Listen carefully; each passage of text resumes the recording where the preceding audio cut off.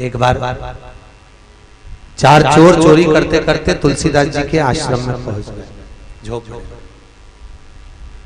बहुत पानी गिर रहा था, बहुत जल गए। तुलसीदास जी कुछ लिखने में लगे हुए थे। बाबा तो बाबा ही है।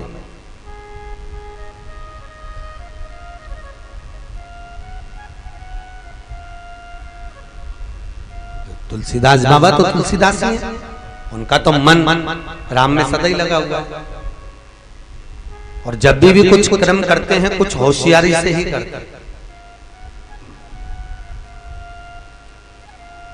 जिस हनुमान चालीसा को आप गाते हो, तुलसीदास जी ने कब इसको लिखी थी? हनुमान चालीसा का जन्म कहां हुआ था? हनुमान चालीसा कब प्रकट हुई थी? जब एक बार तुलसीदास जी के पास एक बूढ़ी माँ आई और माँ ने आंख में आंसू भरकर कहा, बाबा बाबा। तुलसीदास जी बैठे थे, रामायण का स्मरण कर रहे थे। क्या हुआ बाबा?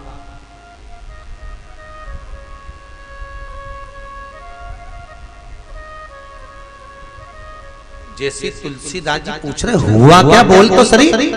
बस माँ ने तो आई और आकर प्रणाम करा। जैसे ही प्रणाम करा तो तुलसीदास जी ने कहा, अखंड सौभाग्यवती भव।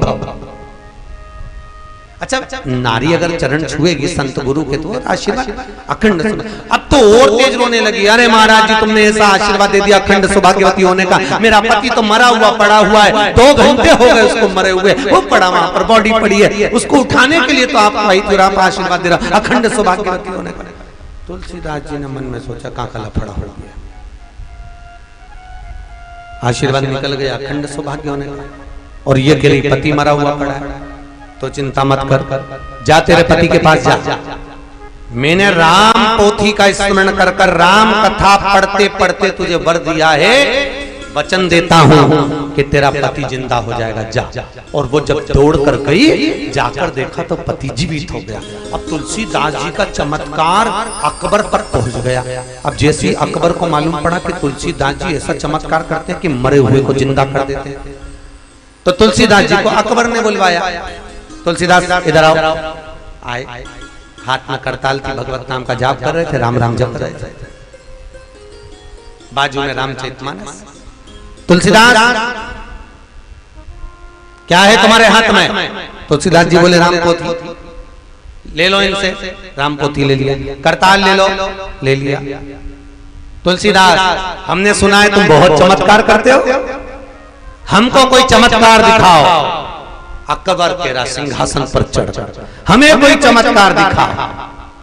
अब तुलसीदास जी बोले, कैसा मूर्ख है, कोई चमत्कार दिखाने का होता है? ये तो भगवान की कृपा, कोई मैं जादू टोना थोड़ी ना जानता। मैं तो भगवान का भजन करता हूँ, कथा करता, सत्संग करता, भजन करता, बस उसी के बल पर कुछ बोल देता, हो जाता तो हो जाता। मैंने कौन सा चमत्कार करा? नहीं, तुम्हें चमत्कार दिखाना पड़ेगा। तुलसीदास जी कहे, मैं चमत्कार नहीं दिखा सकता, मुझे कोई चमत्कार करना आता, मैं कोई जादू टोने वाला, मैं कोई जादूगर। इतने में अकबर को गुस्सा आ गया, ले जाओ जेल में बंद कर दो तुलसीदास को, जब तक ये कोई चमत्कार नहीं दिखा इसको छोड़ना मत। बंद कर दिया जाए। और सुनो,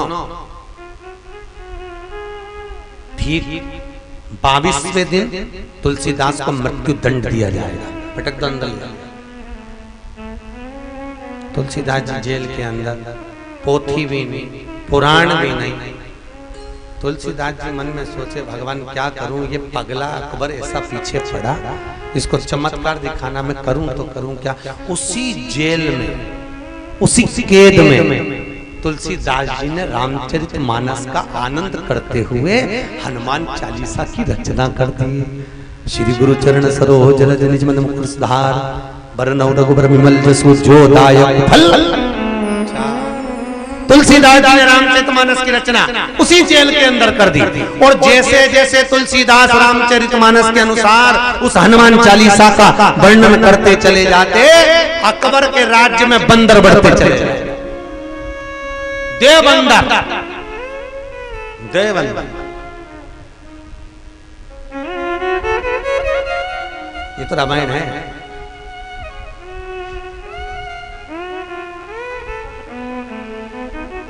आज दोपहर में ठीक 12 बजे, ठीक 12 बजे एक बंदर इसी व्यासपीठ पे बैठा था। यहाँ कुछ खाने का सामान नहीं था, केवल पोथी थी। बंदर की आदत होती है नोचने की, काटने की, तोड़फोड़ करने की, पर आप देखें ये पोथी जैसी की जैसी रखी है, जैसा की जैसा वस्त्र बिछा हुआ है, जैसा की जैसा कर्म। हमने बच्चों से कहा, बच्चे आकर बोले गुरुजी बंदर बैठा है व्यासपीठ पर। हमने कहा फोटो खींच कर ला। जैसी फोटो खींचने के लिए आए बंदर भाग गया। 1 मिनट नहीं, ठीक 12 बजे बंदर यहाँ बैठा हुआ। अब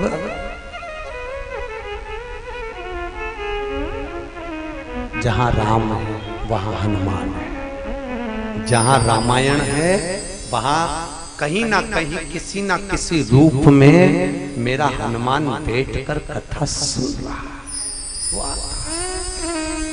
मानो तो मैं गंगा मां हूं, ना मानो तो बहता पानी, मानो तो राम हूं, ना मानो तो पाषाण की मूर्ति। जो समझ गया उसको भान